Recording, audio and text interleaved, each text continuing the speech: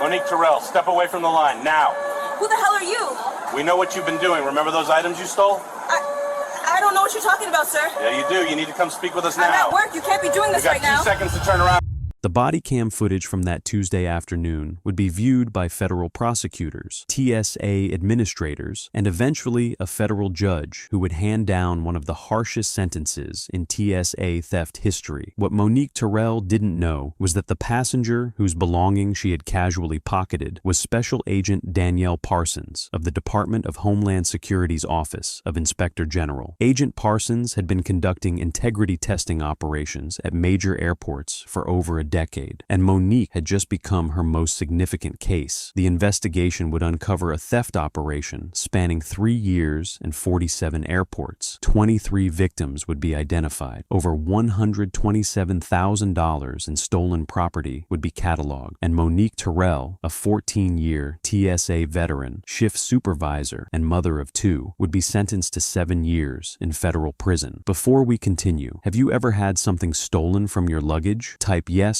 or no in the comments. And if you haven't already subscribed to this channel, now's the time. We hold authority figures accountable every single week. Monique Denise Terrell was born in 1982 in East Point, Georgia, a working-class suburb just south of Atlanta. Her mother worked double shifts as a hotel housekeeper at the Marriott near the airport. Her father drove delivery trucks until his back gave out in 2001. Growing up, Monique watched planes take off from Hartsfield-Jackson every day from her bedroom window. The roar of jet engines was the soundtrack of her childhood. She graduated from Tri-Cities High School in 2000 with dreams of becoming a flight attendant, but at 19, she was pregnant. At 20, she was working checkout at a Kroger on Camp Creek Parkway for $7.25 an hour. In September 2009, the Transportation Security Administration was hiring. Starting salary, $29,000, more money than Monique had ever seen. She applied, passed the background check, completed training at the Federal Law Enforcement Training Center in Glencoe, Georgia, and reported for duty at Hartsfield-Jackson on October 15, 2009. Her mother cried at the graduation ceremony. "My baby's gonna protect people now," she told anyone who would listen. "My baby's gonna keep this country safe." For the first few years, that's exactly what Monique did. By 2012, she had been promoted twice. She was earning $41,000 a year. She'd moved her family out of the apartment complex in East Point and into a small house in College Park. Her 2 children, Jalen and Brianna, were enrolled in decent schools. Supervisors noted in her evaluations that she was detail-oriented, reliable, and showed strong leadership potential. In 2015, she was promoted to Supervisory Transportation Security Officer, responsible for overseeing screening operations at Checkpoint D, one of the busiest security checkpoints in the busiest airport in the world. Hartsfield-Jackson processes over 275,000 passengers every single day. That's more than 100 million passengers a year. Every single one of them sends their belongings through an X-ray machine operated by TSA officers, and every single one of them trusts that those belongings will make it to the other side. The first documented theft occurred on March 14th, 2021. A passenger named Ronald Hutchins was flying from Atlanta to Phoenix for his daughter's wedding. In his carry-on bag, he had packed a pair of diamond cufflinks that had belonged to his late father, a Korean War veteran who had passed away 6 months earlier. When Ronald arrived in Phoenix and unpacked his bag, the cufflinks were gone. He filed a complaint with TSA. The complaint was assigned to the Atlanta field office. An investigator reviewed security footage from Checkpoint D and found nothing conclusive. The case was closed as insufficient evidence. Ronald Hutchins never got his father's cufflinks back. What the investigator didn't know, what no one knew at that point, was that Monique Terrell had learned exactly how to steal without getting caught. She knew the camera angles. She knew the blind spots. She knew which X-ray operators would look the other way. She knew which passengers were too distracted by removing their shoes and laptops to notice her hands moving through their belongings. And she had figured out something else. The system was designed to process complaints, not solve them. Over the next first 32 months, 18 more passengers would file theft reports connected to Checkpoint D during Monique's shifts. Watches, jewelry, cash, electronics, a vintage pocket watch worth $3,400, a gold bracelet purchased in Dubai, $1,400 in casino winnings from a trip to Las Vegas. Every complaint followed the same pattern. Footage was reviewed. Nothing conclusive was found. Cases were closed. Monique Terrell wasn't just stealing from passengers. She was exploiting a system designed to trust its own employees. That trust was about to be tested. In November 2023, the Department of Homeland Security's Office of Inspector General received a troubling report. Theft complaints at Hartsfield-Jackson Atlanta International Airport had increased by 340% over 3 years. The pattern was concentrated at a single checkpoint, Checkpoint D. Special Agent Danielle Parsons was assigned to investigate. Agent Parsons had spent 11 years with DHSOIG.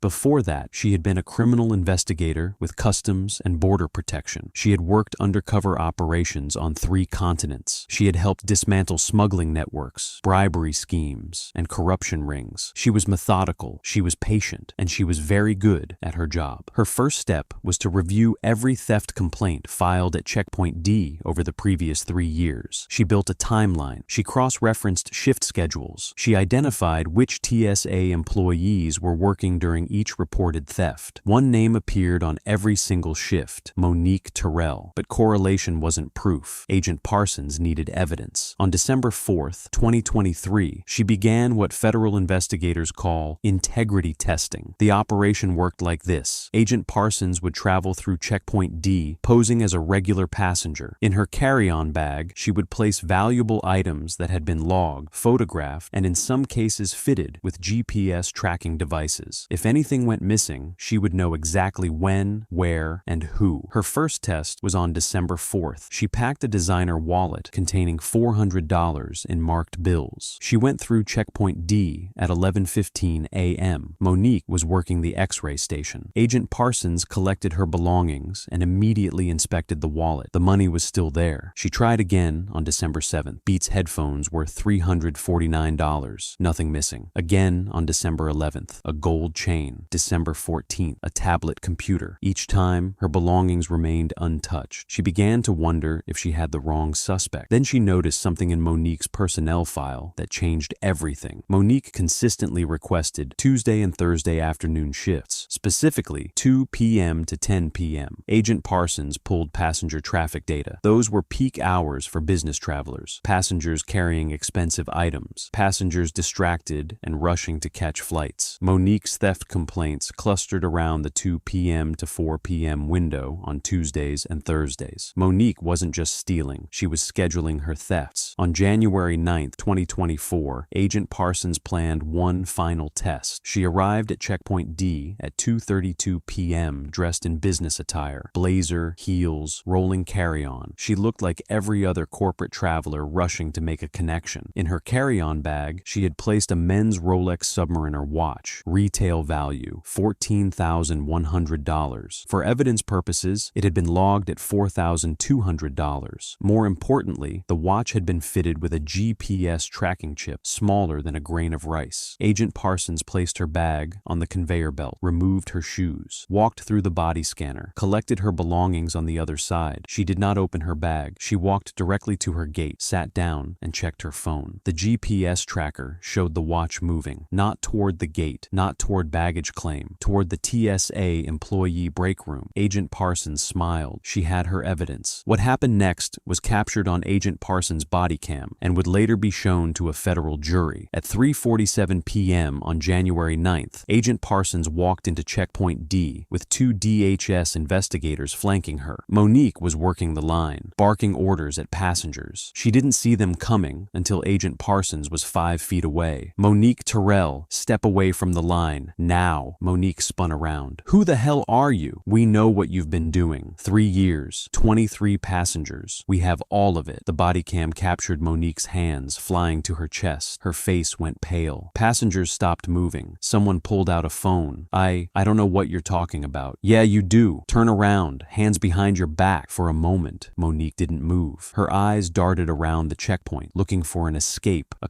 colleague who might help, anything. There was nothing. She turned around slowly and placed her hands behind her back. She was handcuffed at 3:48 p.m. in full view of the passengers she had been stealing from for 3 years. Monique was escorted to the TSA employee area. Investigators asked her to open her locker. She refused. They cut the lock. Inside, wrapped in a TSA uniform jacket, the GPS-tracked Rolex, still there from when she'd stashed it earlier that day. Agent Parsons held up the evidence bag. "This look familiar?" Monique said nothing. Within the hour, a federal judge signed a search warrant for Monique's home on Herschel Road in College Park. At 6:15 p.m. that evening, investigators arrived at her house. Her mother answered the door. Her children were doing homework in the living room. The search took 2 hours. In Monique's bedroom closet, they found a shoebox. Inside, 17 items reported stolen over the previous 8 months. A Cartier bracelet worth $2,800, Bose headphones, a vintage Omega watch, 6 AirPods cases, a diamond pendant, $2,340 in cash, and a small leather notebook. The notebook was the most damaging evidence. In Monique's own handwriting, detailed notes about passenger profiles, camera blind spots, X-ray operator schedules, and which colleagues could be trusted. Prosecutors would later call it a how-to guide for systematic theft. Monique was transported to the FBI field office and Mirandized at 7:30 p.m. Before her attorney arrived, she made one statement: "You don't understand the pressure. The passengers treat us like nothing. The pay hasn't gone up in years. Everyone does it." Agent Parsons leaned forward. "We have you on video, GPS data, a notebook in your handwriting. The only question is whether others are involved." Monique's eyes went to the mirror. "I want my lawyer." She would not cooperate. She would face prosecution alone. Over the next 6 weeks, federal investigators built a case spanning 3 years. Between March 2021 and January 2024, 47 theft complaints had been filed by passengers at Checkpoint D during Monique's shifts. With the notebook as a guide, investigators confirmed 23 victims with certainty. The confirmed victims lived in 14 states and 2 foreign countries. Ages ranged from 26 to 73. Combined losses, $127,400. Some items were never recovered. A Marine Corps veteran from Savannah lost his grandfather's service medal, a tribute to a man who served in Vietnam. A widow from Philadelphia lost her late husband's wedding band. She had been flying to Atlanta for her daughter's baby shower. A college student from Miami lost a laptop containing 4 years of doctoral research. "It's not just the money," said Evelyn Marsh, a 71-year-old retired teacher whose pearl necklace was taken. "It's the betrayal. These are the people who are supposed to protect us." The most damaging evidence came from Monique's burner phone, a Samsung Galaxy she claimed was broken. Investigators found an 18-month text thread with an unidentified contact saved as M.